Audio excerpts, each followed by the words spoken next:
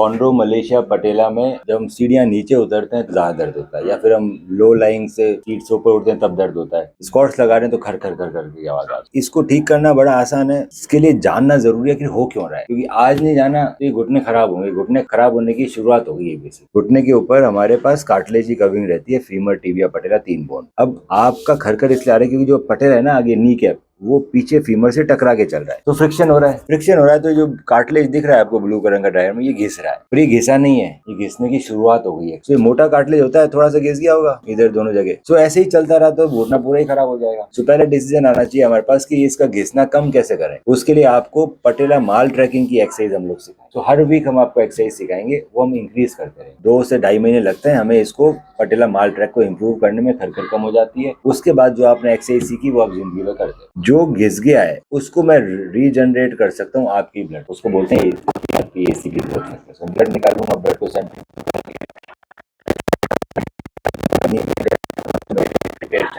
ये तो हुआ कि मैं 2-2.5 महीने में आज ठीक हो गया। अब मुझे रेगुलर वो सेम एक्सरसाइज जो हमने सिखा रखी वो करते रहनी है, वीक में एक बार बहुत है। जिस समय मेरी एज 50 के अराउंड आ जाए उस दिन हमें इस कार्टिलेज इसको वापस रीजनरेट करना है।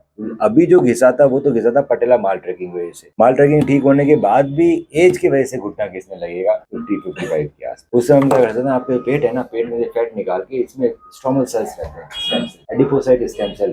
पेट का फैट निकाल के उसको प्यूरिफाई करके वो मैं आपके नी में इंजेक्ट कर सकता हूँ। वो हम 10-10 साल में 55 में कर लिया, 65 में कर लिया, 75 में कर लिया। रेगुलर एक्सरसाइज चलती रही, घुटने घिसने का सवाल नहीं। तो ये एक तरीका मैक्सिमम लोगों के साथ हम घुटने घिसना बचा सकते हैं with the help of regeneration. पर इंपॉर्टेंट ये है कि घिसने के बाद मत आओ, घिसने से पहले आओ। जैसे आप अभी आए, अभी घिसा नहीं है बिल्कुल, 50-55 पे जब लगने लगे थोड़ा बहुत दर्द हो रहा है, बाद में मत आओ, एक्सरे करा लो, देख लो घिस रहा है, रीजनरेशन करके 10-10 साल में एक बार घिस जाएगा तो फिर से दर्द कम होगा या फिर नहीं रिप्लेसमेंट आएगा। जब तक घिसा नहीं है तब तक मैं उसको बचा के रख सकता हूँ।